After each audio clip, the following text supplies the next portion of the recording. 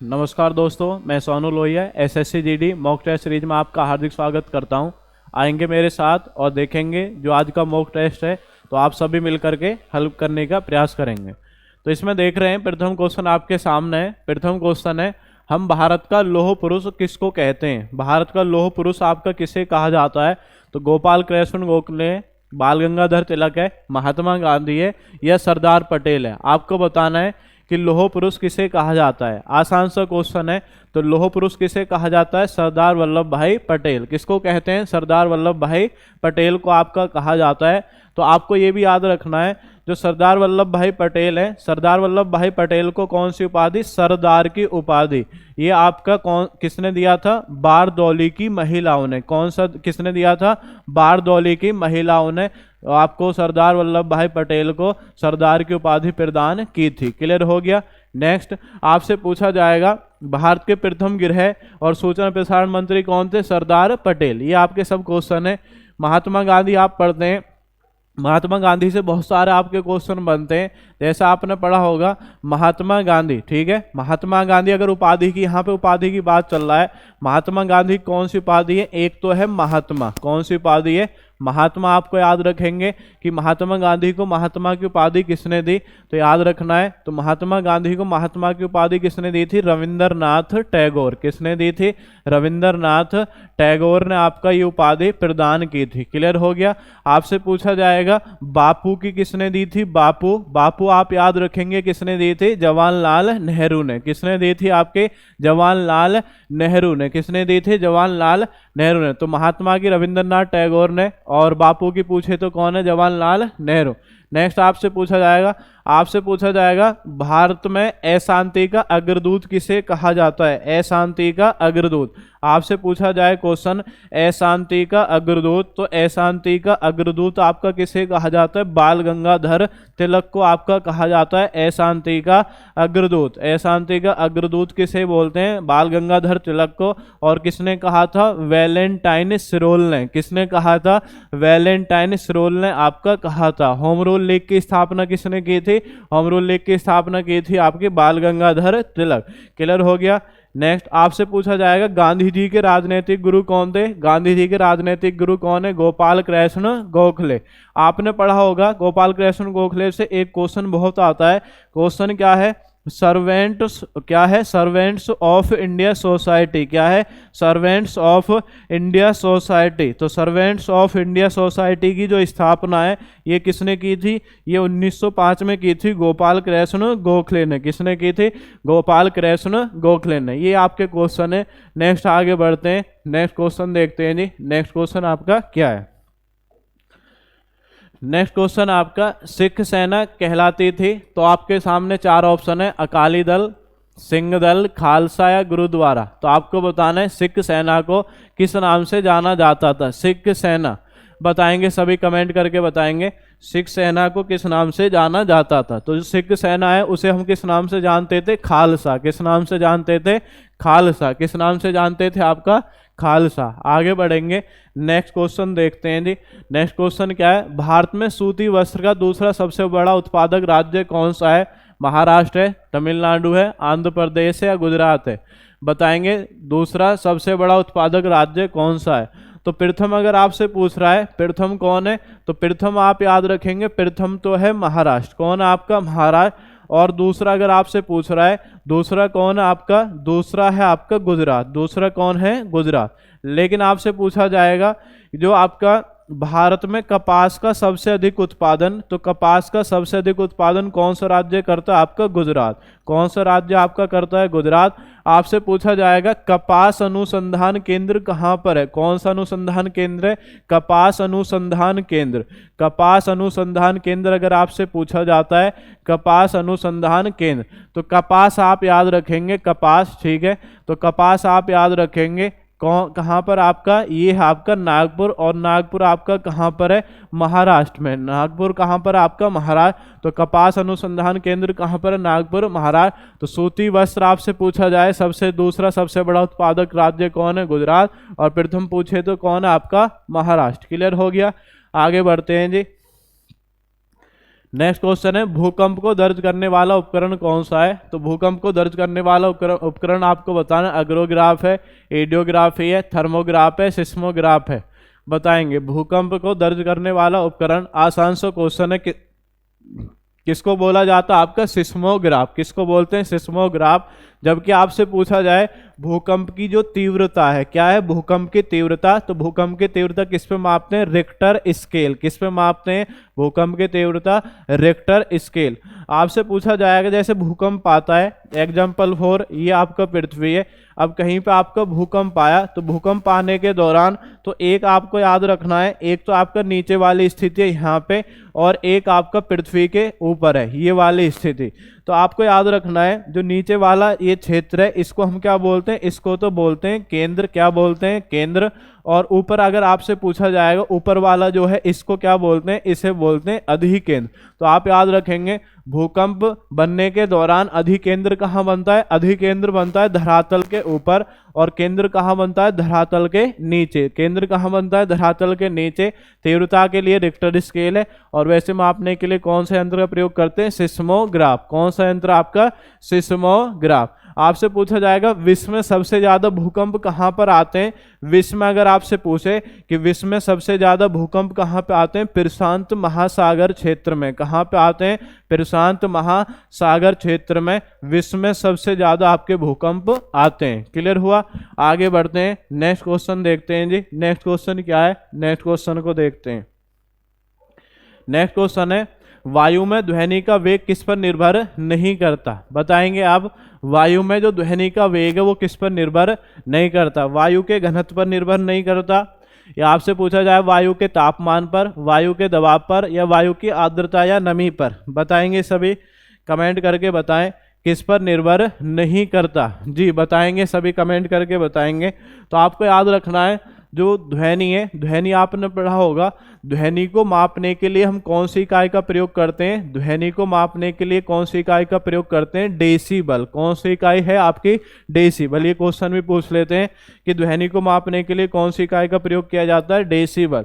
तो आपको याद रखना है घनत्व का भी प्रभाव पड़ेगा, तापमान का भी, आर्द्रता और नमी का, लेकिन दबाव का प्रभाव नहीं पड़ेगा। किसका नहीं पड़ेगा? आपका दबाव का प्रभाव इस पर नहीं पड़ेगा। आगे बढ़ते हैं, नेक्स्ट क्वेश्चन देखते हैं जी। नेक्स्ट क्वेश्चन है, डायनेमो किसको परिवर्तित करने के लिए प्रयुक्त किया जाता है? तो डायनेमो आपको बताना है यांत्रिक ऊर्जा को विद्युत ऊर्जा में, विद्युत ऊर्जा को यांत्रिक ऊर्जा में, विद्युत ऊर्जा को चुंबकीय ऊर्जा में, चुंबकीय ऊर्जा को यांत्रिक ऊर्जा में। बताएंगे सभी, कमेंट करके बताएंगे डायनेमो किसको परिवर्तित करता है। तो आपको याद रखना है विद्युत ऊर्जा को और किस में? यांत्रिक ऊर्जा में, यांत्रिक ऊर्जा को विद्युत ऊर्जा में। तो डायनेमो आपको याद रखेंगे, डायनेमो क्या है? डायनेमो। तो डायनेमो को कार्य क्या होता है? ये यांत्रिक ऊर्जा को किस में बदल देता है? ये बदल देता है विद्युत ऊर्जा में। किस में बदल देता है? आपका विद्युत ऊर्जा में। और आपसे पूछा जाए विद्युत मोटर, विद्युत मोटर का कार्य क्या रहेगा? विद्युत मोटर। तो विद्युत मोटर आप याद रखेंगे, विद्युत मोटर क्या करेगी? विद्युत ऊर्जा को किस में बदल देगी? यांत्रिक ऊर्जा में। विद्युत मोटर यांत्रिक विद्युत ऊर्जा को यांत्रिक ऊर्जा में चेंज कर देगी, और डायनेमो यांत्रिक ऊर्जा को विद्युत ऊर्जा में। क्लियर हो गया? आगे बढ़ते हैं जी, नेक्स्ट क्वेश्चन देखते हैं। नेक्स्ट क्वेश्चन क्या है? वायु प्रदूषण के लिए सर्वाधिक उत्तरदायी कारक कौन सा है? तो वायु प्रदूषण के लिए आपको बताना है कि सर्वाधिक उत्तरदायी क्या है। वायु प्रदूषण होता तो सभी से, लेकिन इनमें सबसे ज्यादा जो खतरनाक है वो किससे होता है? कार्बन डाइऑक्साइड से होता है, कार्बन मोनोऑक्साइड से होता है, सल्फर डाइऑक्साइड से, या धुआं से। तो सबसे जो आपका हानिकारक होता है वो कौन होता है? Carbon monoxide. कार्बन और मोनोऑक्साइड। आपसे पूछा जाएगा कि साइलेंट किलर गैस क्या है आपका? Silent killer gas. तो साइलेंट किलर गैस अगर आपसे पूछ रहा है कौन सी गैस है साइलेंट किलर गैस, तो साइलेंट किलर गैस आप याद रखेंगे कौन सी गैस है? Carbon monoxide. क्योंकि कार्बन मोनोऑक्साइड तो आपको याद रखना है ये हमारे ब्लड में मिलकर के क्या बना देती है? कार्बो ऑक्सी हीमोग्लोबिन। क्या बना देती है? कार्बी ऑक्सी हीमोग्लोबिन ये आपकी बना देती है। कार्बी ऑक्सी हीमोग्लोबिन ये आपकी बना देगी, कार्बी ऑक्सी हीमोग्लोबिन आपकी बना देगी। अब इससे क्या है? कार्बी ऑक्सी हीमोग्लोबिन बनने से हमारे ब्लड में क्या है? हीमोग्लोबिन जो आपका ऑक्सीजन परिवहन का कार्य करता है तो ऑक्सीजन की कमी होती चली जाती है और व्यक्ति का दम घुटने लगता है। तो जब दम घुट जाएगा तो दम घुटने के कारण ही कार्बन मोनोऑक्साइड अपना कार्य कर देती है और व्यक्ति की मृत्यु हो जाती है।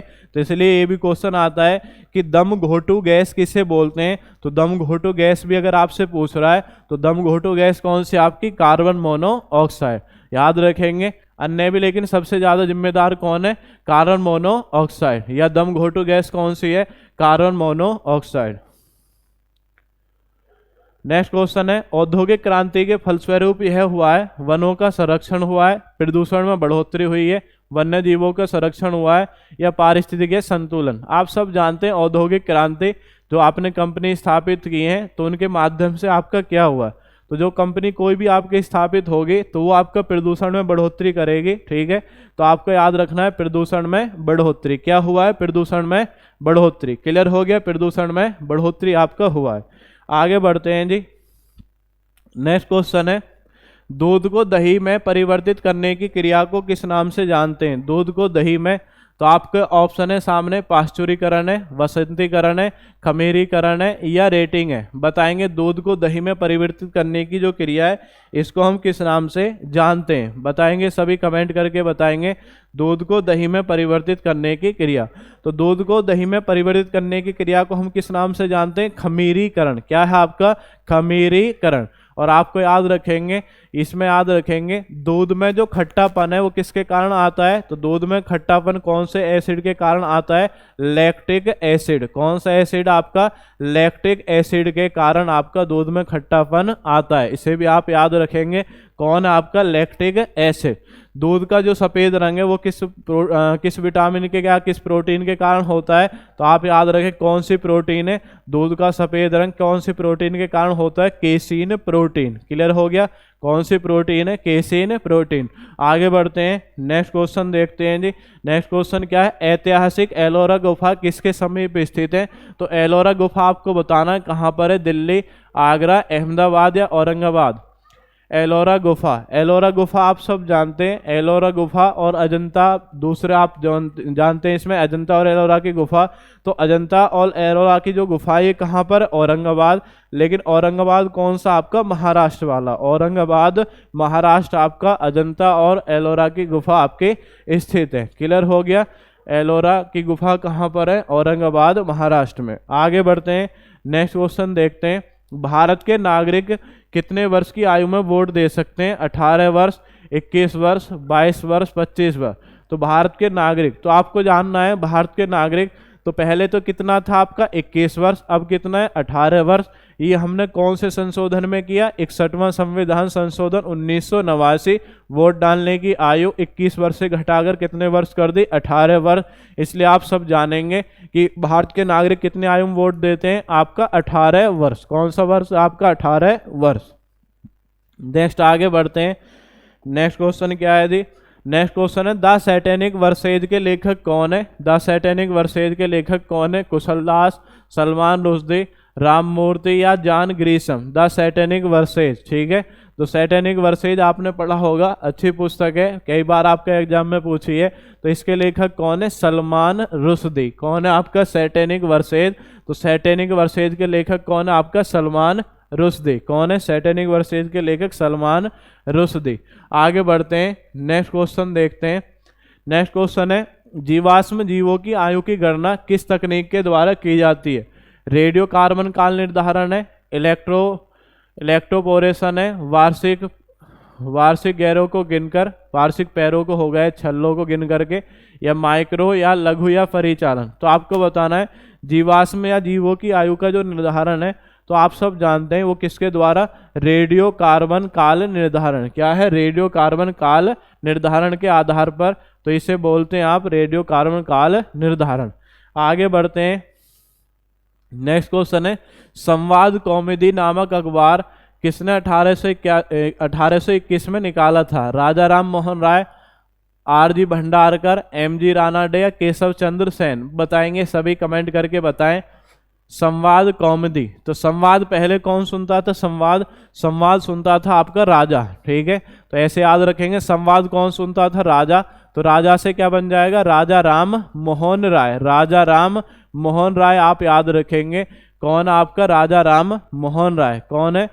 तो राजा राम मोहन राय। आपने पढ़ा होगा, क्या पढ़ा आपने? तो आप याद रखेंगे राजा राम मोहन राय द्वारा स्थापित संस्था। क्या है? राजा राम मोहन राय द्वारा स्थापित संस्था। संस्था कौन सी है? आप पढ़ते हैं कौन कौन है? जैसे आत्मा क्या है आपका? आत्मा वेद है। आत्मा क्या है? वेद है। और ब्रह्मा क्या है? ब्रह्मा क्या है आपका? राम है। आत्मा वेद है, ब्रह्मा राम है, ये आप पढ़ते हैं। आत्मा से क्या बन जाएगा? आत्मा से तो बन जाएगी आत्मीय सभा। कौन सी सभा बन जाएगी? आत्मा से बन जाएगी आत्मीय सभा। वेद से क्या बन जाएगा? वेद से बन जाएगा वेदांत कॉलेज। क्या बन जाएगा? वेदांत कॉलेज। और उसके बाद में आप याद रखेंगे कि ब्रह्मा से क्या बन जाएगा? ब्रह्मा से बन जाएगा ब्रह्म समाज। क्या बन जाएगा आपका? ब्रह्मा से ब्रह्म समाज। तो इन तीनों की जो स्थापना है, राम से कौन बन जाएगा? राजा राम मोहन राय। कौन बन जाएगा? राजा राम मोहन राय। तीनों की स्थापना किसने की थी? राजा राम मोहन राय। कितने की थी? राजा राम मोहन राय। तो याद रखेंगे आत्मा वेद है, ब्रह्मा राम है, ऐसे आपको याद हो जाएगा। आत्मा से क्या बन जाएगा? आत्मीय सभा। वेद से क्या बन जाएगा? वेदांत कॉलेज। ब्रह्मा से बन जाएगा ब्रह्म समाज। तीनों के संस्थापक कौन है? राजा राम मोहन राय। क्लियर हो गया? राजा राम मोहन राय। आगे बढ़ते हैं, नेक्स्ट क्वेश्चन देखते हैं जी। नेक्स्ट क्वेश्चन है, हर्षवर्धन की बहन राज्यश्री ने कैसे बचने के लिए किस क्षेत्र में प्रवेश किया था? बताएंगे। सतपुड़ा वन में, पंचवटी वन में, विंध्य वन में, या गंगा के मैदान में? बताएंगे सभी, बताएं, कमेंट करके बताएं सभी। देखेंगे सभी, देखें इसमें हर्षवर्धन को बहन को राज्यश्री कैसे बचने के बाद किस क्षेत्र में आपका प्रवेश किया? सतपुड़ा वन में, पंचवटी वन में, विंध्य वन में, या गंगा के मैदान में? आपने पढ़ा होगा वर्धन वंश। तो वर्धन वंश में आपने पढ़ा होगा वर्धन वंश। तो वर्धन वंश का जो आपका शासक है, आप पढ़ते हैं वर्धन वंश का दूसरा नाम क्या है? पुष्यभूति वंश। पुष्यभूति वंश भी इसको आप बोलते हैं। तो इसमें आपने पढ़ा होगा जो राज्यश्री है, राज्यश्री किसकी बहन थी? तो इनके दो भाई हैं। दो भाई कौन कौन है? एक कौन है? एक तो है आपका राज्यवर्धन। कौन है? एक तो है राज्यवर्धन। और एक कौन है? एक आपका हर्षवर्धन। कौन है आपका? हर्षवर्धन। राज्यवर्धन और हर्षवर्धन। बहन कौन है? बहन है राज्यश्री। राज्यश्री का जो आपका विवाह है, मौखारी वंश का आपका शासक था, इसका नाम था गृहवर्मन। गृहवर्मन के साथ इसका विवाह हो गया। लेकिन गृहवर्मन पर आपका जो मालवा का शासक था, मालवा का शासक कौन था? देवगुप्त। देवगुप्त ने आपका हमला कर दिया, और देवगुप्त ने हमला कर करके गृहवर्मन, ठीक है, गृहवर्मन की हत्या कर दी। तो इससे बचने के लिए राज्यश्री कैसे बचने के लिए? तो इसने विंध्यवन, ठीक है, जो विंध्याचल है आपका, विंध्याचल के आपके जो पर्वत हैं, तो वहां पे आपका इसने प्रवेश किया। तो इसको इतना याद रखेंगे इसमें कि राज्यश्री ने कैसे बचने के लिए कौन से वनों में आपका प्रवेश किया? विंध्य वन। क्लियर हो गया? कौन से वनों में आपका? विंध्य वन। जी आगे बढ़ेंगे, नेक्स्ट क्वेश्चन देखते हैं। नेक्स्ट क्वेश्चन क्या है? नेक्स्ट क्वेश्चन है, अब्दुल रज्जाक फारस का जो राजदूत है, विजयनगर के शासक के दरबार में आया था। तो आपको बताना है उस समय शासक आपका कौन था? विजयनगर कौन आपका शासक था? बताएंगे सभी, कमेंट करके बताएंगे शासक आपका कौन था। बताएं सभी, कमेंट करके बताएं जी। तो विजयनगर का शासक उस समय आपका कौन था? अब्दुल रज्जाक के समय बताएंगे कौन था आपका शासक, बताएंगे सभी कमेंट करके जी। तो आप पढ़ते हैं विजयनगर का शासक कौन था उस समय? विजयनगर साम्राज्य। तो उस समय था आपका देवराय द्वितीय। देवराय द्वितीय के समय में आपका आया। और आपने पढ़ा होगा इटली का यात्री कौन है? इटली का यात्री था आपका निकोलस कॉन्टी। निकोलस कॉन्टी ये किसके शासनकाल में भारत आया? निकोलस कॉन्टी आप याद रखेंगे देवराय प्रथम के शासनकाल में आपका भारत आया। कौन से देश से आया था? कौन से देश से आया? इटली से आया। आपने पढ़ा होगा कृष्ण देव राय में, कृष्ण देव राय में पढ़े होंगे बारबोसा और कौन है? डेमिंगो पायस। कौन कौन है यात्री? एक बारबोसा है और एक कौन है आपका? डेमिंगो पायस। बारबोसा और डेमिंगो पायस ये किसके शासनकाल में आए थे? ये आए थे आपके कृष्ण देव राय। किसके शासनकाल में आए? कृष्ण देव राय। क्लियर हो गया? तो विजयनगर साम्राज्य आपने पढ़ा होगा। विजयनगर साम्राज्य की जो स्थापना है, दो भाई थे हरिहर एवं बुक्का, इन दो भाइयों ने आपकी की थी दक्षिण भारत में। आगे बढ़ते हैं, नेक्स्ट क्वेश्चन है, सर्वप्रथम दिल्ली के किस सुल्तान को खलीफा या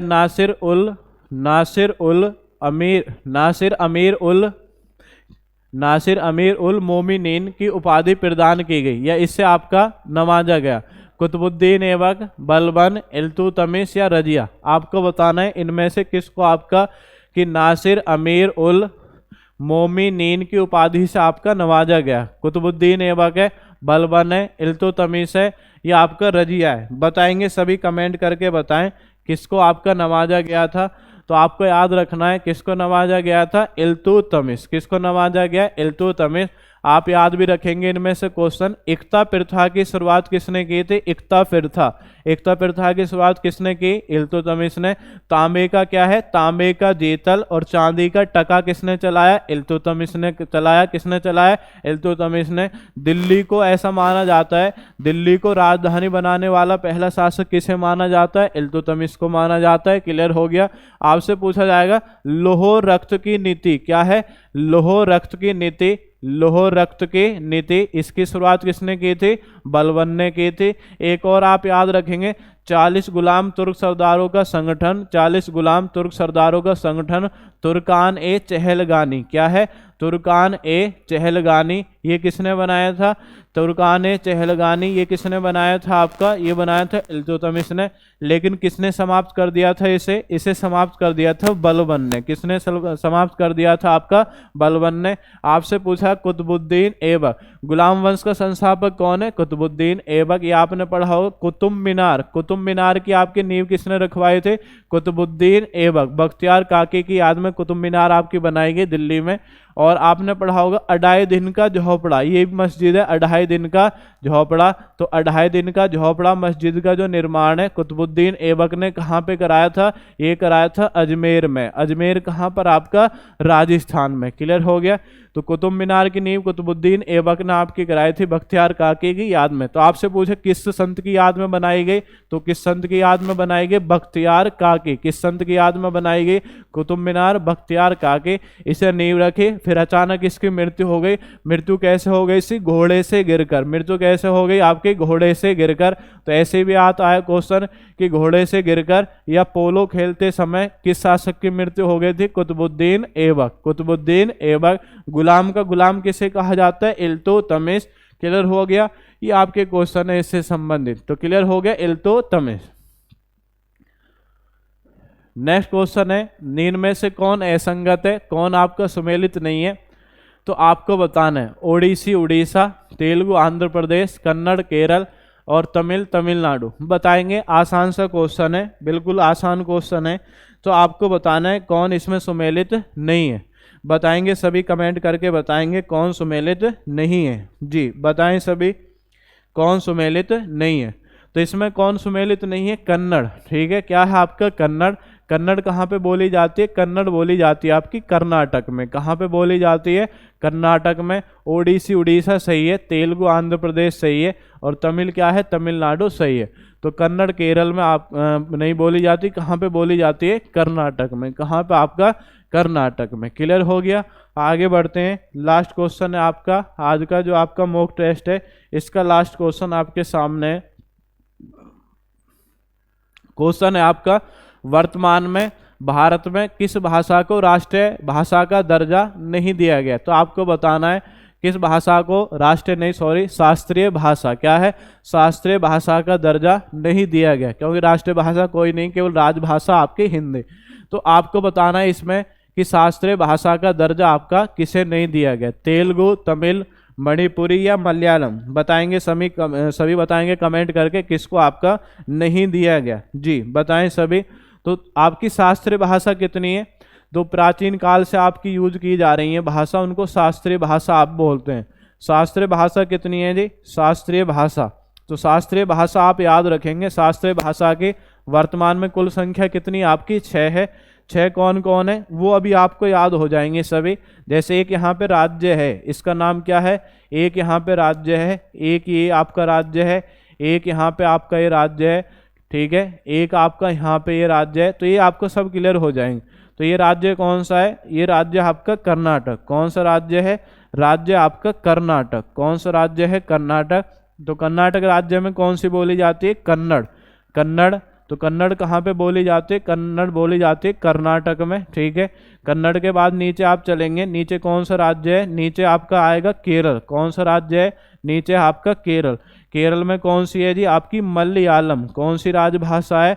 तो मलयालम शास्त्रीय भाषा। उसके बाद में आप याद रखेंगे, इधर की तरफ आप याद रखें, फिर कौन सा राज्य है? फिर आपका राज्य कौन सा है? तमिलनाडु। कौन है? तमिलनाडु। तमिलनाडु में कौन सी बोली जाती है? तमिल। कौन सी बोली जाती है? तमिल। उसके बाद आप याद रखेंगे, इधर कौन सा राज्य है? राज्य आपका आंध्र प्रदेश। कौन सा राज्य? आंध्र प्रदेश। यहाँ पे कौन सी बोली जाती है? तेलुगु। कौन सी बोली जाती है? तेलुगु। उसके बाद आप ऊपर की तरफ चलेंगे, ऊपर की तरफ चलने पर यहाँ पे कौन सा राज्य है? यहाँ पे कौन सा राज्य है? ओडिशा। ओडिशा में कौन सी बोली जाती है? ओडिसी। कौन सी बोली जाती है?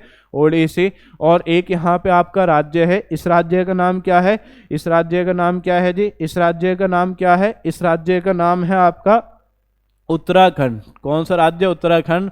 और यहाँ पे कौन सी बोली जाती है? यहाँ पे बोली जाती है संस्कृत। कौन सी बोली जाती है? आपकी संस्कृत। कौन सी बोली जाती है? संस्कृत। तो इस तरीके से आपकी शास्त्रीय भाषा कितनी है? 6। तो आप याद रखें, कन्नड़ कहाँ पे? कर्नाटक में। मलयालम कहाँ पे? केरल में। तमिल कहाँ पे? तमिलनाडु में। तेलुगु कहाँ पर है? आंध्र प्रदेश में। ओडिसी कहाँ पर है? उड़ीसा में। और संस्कृत कहाँ पर है? उत्तराखंड में। संस्कृत कहाँ पर है? उत्तराखंड में। क्लियर हो गया? तो शास्त्रीय भाषा आपकी कितनी है? 6। और आपसे ऐसे खाली क्वेश्चन आ जाए कि भारत में राजभाषाओं की संख्या, राजभाषा कितनी है भारत में? राजभाषा कितनी है? तो याद रखेंगे राजभाषा, इस शब्द को उठाएंगे यहाँ से 21 में 1 जोड़ देंगे तो राजभाषा आप याद रखें कितनी है? 22। ऐसे भी सामान्य आप याद रख सकते हैं। प्रारंभ में कितनी थी? प्रारंभ में थी आपकी 14 राजभाषा थी। बाद में हमने 3 संशोधन किए। 3 संशोधन कौन सा किया है? एक तो 21वां हमने किया 1967 में, एक किया हमने 71वां 1992 में, 71वां 1992 में, एक हमने किया है 92वां 2003 में। 92वां कब किया है? 2003। तो इनमें हमने आपकी 8 राजभाषा जोड़ी। 21वें में हमने कौन सी जोड़ी है? 21वें में जोड़ी थी हमने सिंधी। उसके बाद 71वें में हमने 3 जोड़ी NMK नेपाली, मणिपुरी और कोंकणी। 92वां 2003 में 4 हमने जोड़ी BDMS, BD माचे, बोडो, डोगरी, मैथिली और संथाली। इस तरीके से टोटल राजभाषाओं की अब संख्या कितनी हो गई है? 22। पहले कितनी थी आपकी? पहले थी 14 और अब हो गई है 22। शास्त्रीय भाषा पूछे तो कितनी आपकी? 6। तो ये 6 आपके सामने। क्लियर हो गया सभी का? तो ये आज का आपका मॉक टेस्ट था। जो भी इसमें आपके संबंधित प्रश्न थे वो सब आपको इसमें हल करा दिए गए हैं। इसी के साथ मैं आपसे विदाई लेता हूँ। धन्यवाद। जय हिंद, जय भारत।